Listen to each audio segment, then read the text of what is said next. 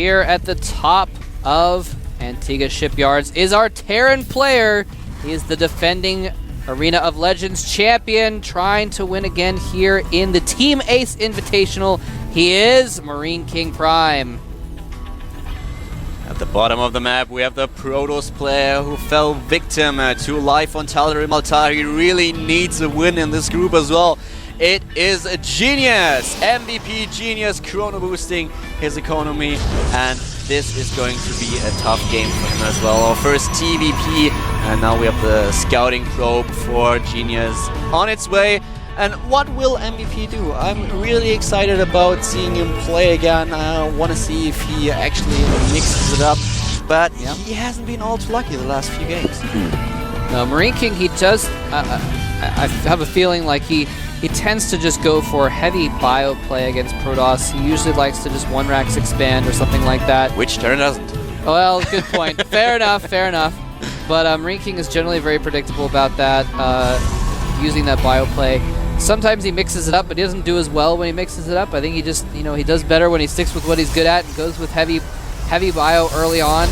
And we're going to see if Genius can deal with that kind of play. Now, of course, we don't have a gas yet, so I think that's exactly what we're going to see from MarineKing is probably a one racks expand.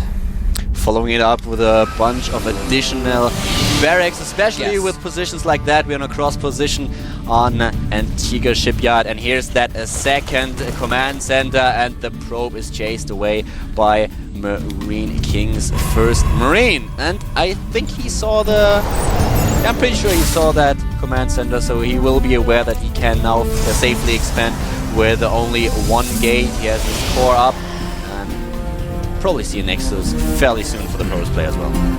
Yeah, MarineKing, by the way, has been also doing very well against Protoss players lately. Beat a couple Protoss in WCG Korea, actually, just recently. Son and Oz, not the best Protoss players, but definitely high-level Protoss players. Actually, Oz might be one of the best Protoss these days. He's doing very well recently. Beat JYP as well in the GSTL. So he has been doing very well, winning 8 of his last 10 games versus Protoss. And so he's on a bit of a roll there, even though he's been struggling in TVT. So this might be a good game for MarineKing to come back and bring himself to a 1-1 situation in this group. There's that Nexus that we've been talking about. So Genius now following with the expansion himself. At the same time, we have double gas from MarineKing trying to get those tech units as soon as possible. There's a factory right as he hits the 100 gas. And of course, as we already mentioned in the early stages of the game, he's following up his expansion play by a bunch of additional barracks in order to respond to early, to probably, probably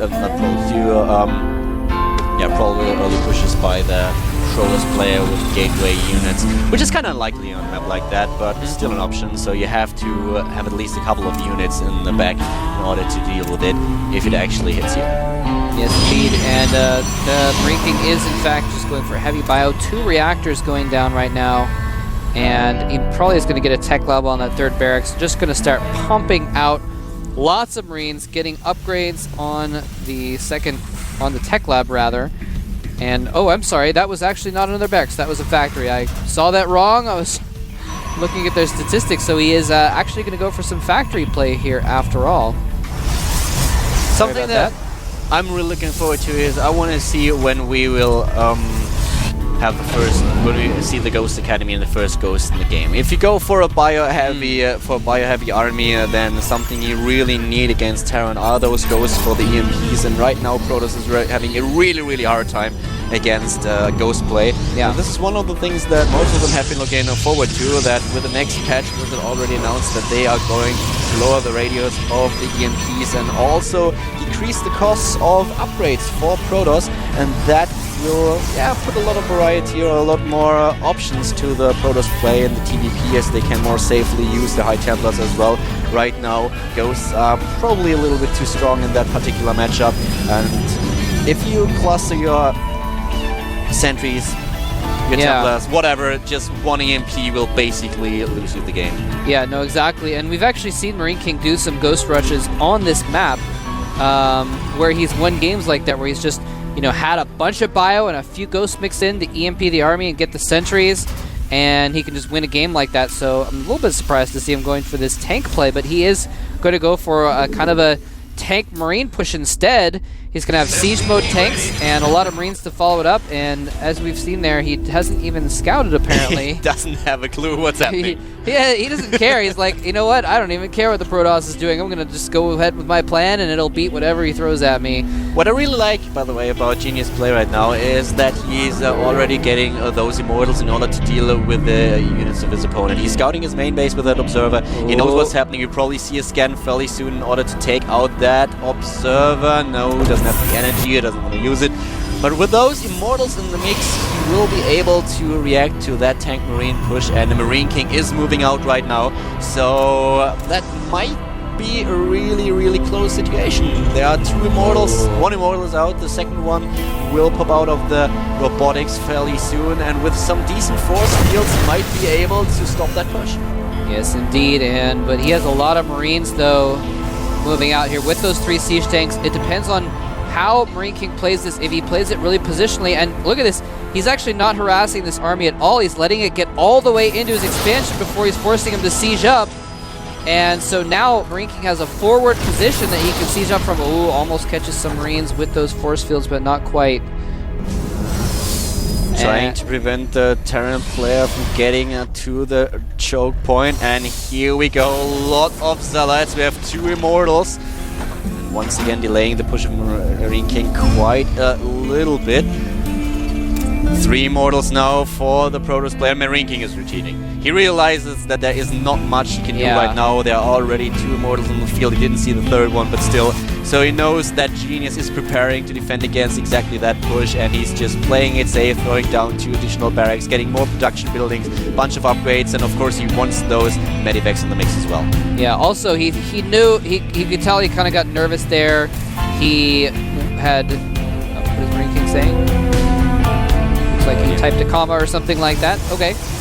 Anyway, he knew he'd been kind of backed into a bad situation where he didn't really have a choke point. He was starting to get surrounded. He's like, all right, well, actually, I can't get this contain off after all. I don't have him pinned in enough, so I'm going to get surrounded. So just would have been him to fall back. And as you're pointing out to me, Stim is just now half complete, so he did not have really any bio upgrades to go with those Marines at the time either. This is one tiny scout. I really feel sorry for him. He's being sacrificed like the pawn he is.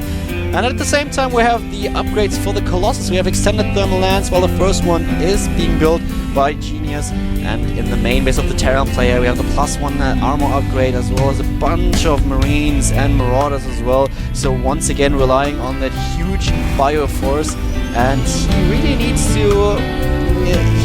to get out those ghosts, or at least a bunch of Vikings, if he wants to deal with the Colossus as well. Because if he waits for too long and isn't adding an additional attack, then his opponent will be able to crush his force with the power of those Immortals, and in addition, of course, the Colossus in the back. Yeah, he's going to have 2 Colossus out here in just a moment, and that's going to be really strong. Oh, catching this factory off guard. Factory trying to fly away. I don't think it's going to escape, but here's the thing. While he's attacking that factory, and MarineKing's army is barreling up the map. He sees it with this Immortal. That was close. That was really close. And here we go. The Immortals are already joined by the 2 Colossi in the back. There are the Guardian Shields. A little bit too overeager, maybe trying to chase down MarineKing. MarineKing is on the run right now. Is he sieging up at the Xanaga Watchtower? Yes, he is. But Genius is simply not dumb enough to follow him up that cliff. Exactly. Showing a Genius decision right there, not following up that cliff. He knew the siege mode was going to go off, and he would just be going up that ramp into a bunch of siege tank shells.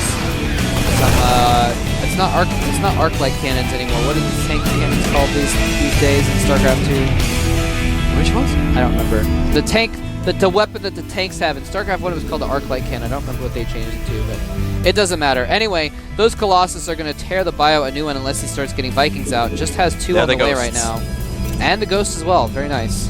So far, I really like what Genius is doing. I mean, as you could tell, MarineKing once again wanted to be the one putting pressure onto his opponent, and Genius is just reacting beautifully, now walking up that cliff, and here we go! Flanking him with a bunch of Immortals, not dealing all too much damage, and all those Marines are being killed by the Colossus in the back. One of them falls victim to siege tanks, but still, the Colossus dealing a huge amount of damage, but it's not enough to annihilate the force of MarineKing Prime. All those Marines and Marauders! Jesus Christ! He's rushing him. So many Marines, just too much firepower. The couple Vikings and the tanks targeting down those Colossus so they couldn't keep slaughtering the Marines. And MarineKing has just broken a Colossus army with almost entirely Marines and forces Genius to leave the game. So MarineKing is going to save his stats in this group and go to a 1-1 score, whereas Genius has now lost his first two games and is now at an 0-2 situation, virtually impossible to come back from, although we did see MVP come back from that yesterday. So cannot completely statistically count Genius out yet, but he's in a bad shape right now. And we have another mirror match coming up, ladies and gentlemen. Zenix Life against I Am Nesty. Nesty losing the first game to ODS Supernova is probably eager to prove that he is still able to win this group. The map will be Daybreak. We are jumping right into the game. Zenix Life against I Am Nesty. Never been, it won't be broken. The start and then come back for life. Hey, we don't.